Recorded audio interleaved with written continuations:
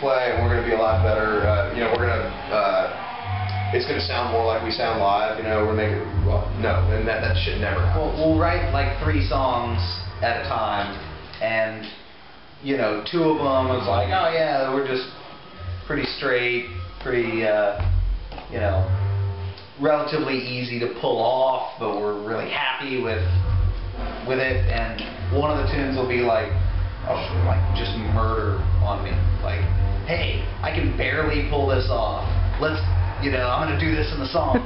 And that's the one that's like, oh yeah, gotta challenge yourself. That's gonna make the record. That's in the set every night. And it's like, oh my god, I can barely do that. Yeah, the one that's a whole step higher than I'm used to singing. That's the one that'll be in the fucking set. Yeah. Roll their eyes at me when I'm like, can we change the key of this song, please? Yeah, it's the sound of us about to expire that people like. You know, that's what comes off sounding good. So whatever we do that almost kills us, that's... Yeah. Nobody likes to see us relaxed. No. We don't sound good relaxed. We don't sound good like just like kind of grooving. No fucking acoustic sections for this band. Yeah. Yeah. All right. How about that's what they tell me. Man, deep cuts. Yeah, man. Okay, I fucking went deep into the fucking crypt. Okay, so we've already recorded that entire album, and then the guy who was producing for us had already taken the hard drives and the tapes and everything and flown back to Hoboken, and was going to mix it at his studio, and like the album was like a done deal. And then we went back to the practice space and accidentally crapped out 2 songs that were like excellent. There were like 2 or 3 songs. 3 songs. Yeah, and we were like, oh man, these are great. Like somebody like, fuck, get Seymour on the phone, you know. So we call the guy and we're like, hey, we accidentally crapped out 3 really good songs, you know. Do you want us to give this a shot? Like, you know. We accidentally crapped out 3 good songs. Like the producer left, you know, this guy's producing the record, and he split. We're like, hey, we're gonna jump back. What do you mean he split? We're gonna jump back into the studio. We're gonna record these 3 songs. We're gonna send them to you, and then you tell us if they work. If you think they work, cool. We'll throw them in the mix. You can mix them down and all that stuff. If you don't think they work, just tell us. You know, whatever. And that's what they tell me was one of those songs. The first 2 songs on the record. Heat Shield, and that's what they tell me. Yeah, the first 2 tracks on the record. The 3rd one we never finished it. Yeah. But I have the instrumental. It sounds cool. I like it. You should like release it as a B-side. No, you can't. 7 Go down that road. So. Not going down that road. Why would will it be like really like ugly scenario if you start pulling out those old gems, or I feel like B-sides bad is place like, to be? B-sides is like displaying the meatloaf that you haven't cooked yet. You know, Yeah, like, yeah. And it's like, oh yeah, this is my schematic for a burger that I'm planning on making. It's not finished yet. Like, Yeah, I hear you. Isn't it delicious? Like, well, no, it's not delicious. I can't eat it. I can't. Yeah. I hear you. I hear you. No, that makes sense. All right, Revenge. Revenge. Damn.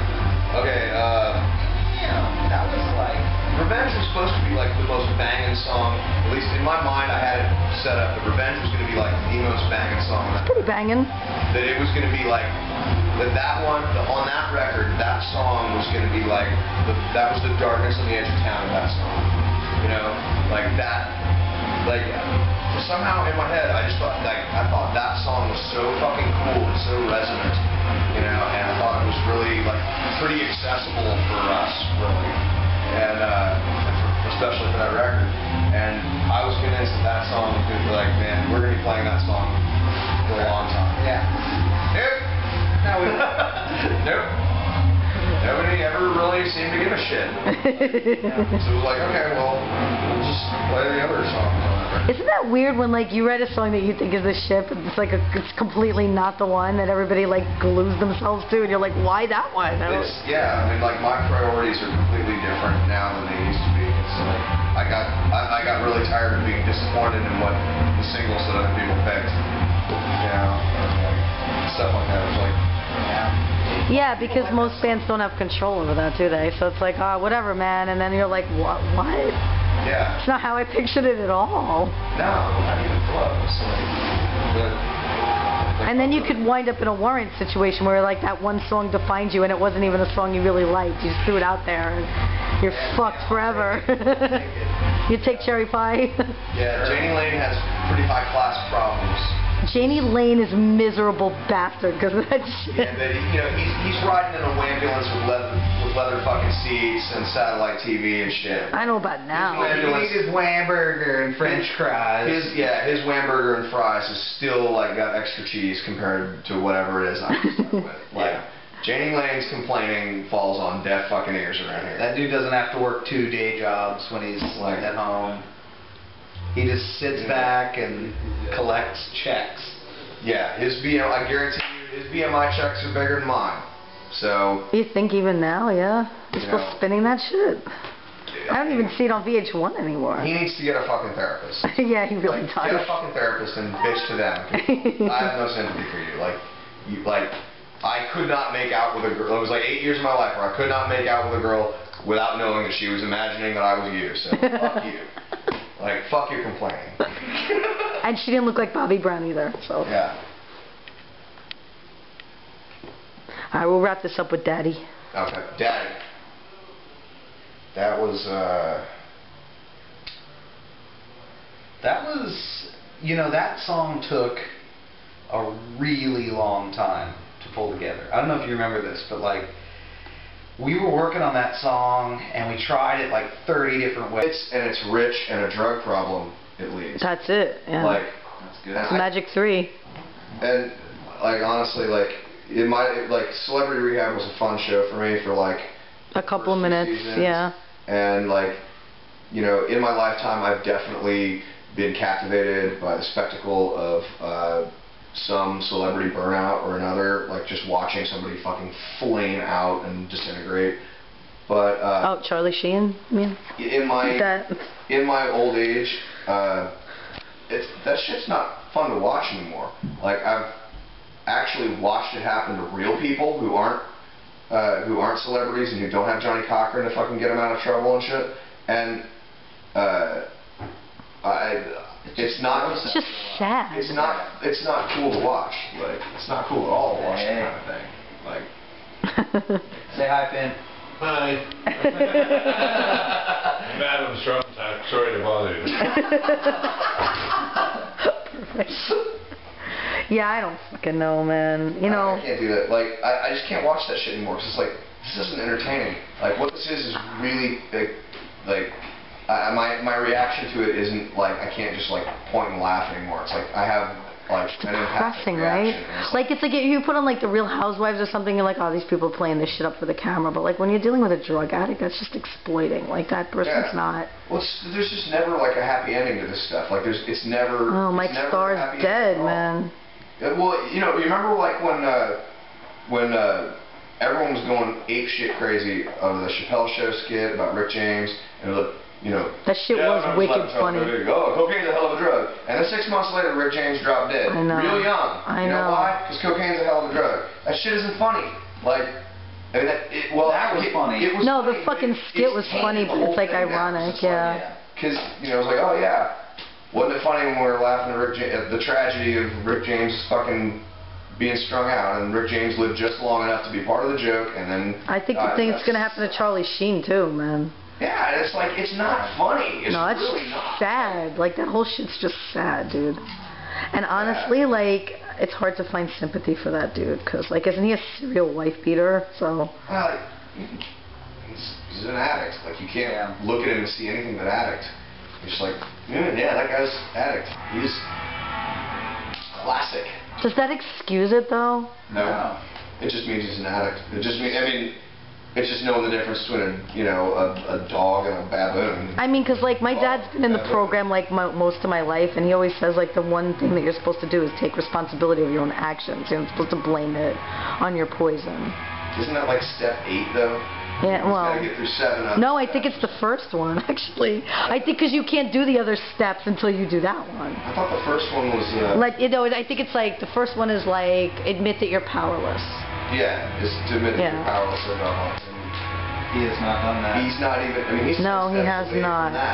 So no, I'm not. I don't. Charlie's not getting well anytime soon. That sucks. So how I want to wrap this up is I was watching the Foo Fighters Storytellers the other day, which I didn't even know they were still doing those, but hey, cool, fucking Foo Fighters. So I want to do like little mini Storytellers with the Architects before we head out the door. Is that cool? Little mini Storytellers for the Architects. Huh? Yes. Alright, cool. Do that. Start with Hell, man. Start with what? Start with Hell, it's one of my favorites. How came to breakfast? Yeah. Starting with that, like, okay, like, I remember clearly, like, we were trying to, like, the music, I wanted to do music, I wanted the music in that song like, the feel of the music and the style of the arrangement was supposed to be, like, I'm gonna move a bit closer because the music, I don't want to lose sound. Sorry. I wanted the feel of the song and the style of the music to be like the songs that Jim Steinman wrote for like Streets of Fire and the songs that like Jim Steinman wrote for Meatloaf and stuff. Like, go ahead, judge me, I don't give a fuck. Those songs are awesome. Yo, man, I fucking love that at Hell. Yeah, those songs are brilliant. He's an awesome songwriter, an amazing arranger, and I agree. It probably could have been like one of those 9.5-minute Jim Steinman songs, but we shorted it up a little bit. And I think like lyrics-wise, like I just kept tossing that one around, like, and I probably wrote like 15 versions of that, and then like at the very last minute, at the very last minute, I remember rewriting a verse. Like I walked out of the vocal booth and was like, "Give me 2 minutes," and rewrote this verse. It was like, this isn't working. And I walked back in and re-sang the first verse, and it worked a lot better. And it was like, okay, it's done. Like. Sometimes it's that one line that like finishes the song, right? Yeah, and that record, we totally had like, there was like guns to the backs of our heads. I fucking love that fucking thing, man. That was my favorite album of the year. It really fucking was. I'm not even fucking like sucking ass. Like it really fucking was. Thanks. We had killer. Guns at the back of our head to make that record and to make it fast. So we were like... Oh, because you just switched labels, so they're like, hurry up, hurry up, hurry up. Yeah, well, and it was like, I think it was because we wanted to make sure that we had enough time to put the record out so that we'd have it on the Warped Tour. Because that was like, we were like, ooh, it would suck if we didn't have this on the Warped Tour. Like, yeah, because you gotta have something to hand out at 11 o'clock in the fucking morning. Yeah. Those shitty ass slots, I hate those, man. I'm pretty sure that... Yeah, that's kind of all I remember about that song. Like, that one was kind of a blur until it was finished, and it was a blur until I realized that the verse was fucked up, and I went back and rewrote the verse and re-sang it, and it was like, okay, that sounds a lot better. And it was like, okay, it's sort of a song now. Like. What's your take on that song, man? Agreed. I don't know what song we're talking about. Came to breakfast. Hell Came to Breakfast. Oh yeah, I like that. All right, Lost in the Dark. Lost in the Dark. That started out as Deep. The working title on that one was the Petty Thing. Yeah, right. The Tom Petty Jam. Because it totally, like to us, it totally sounded like. It does.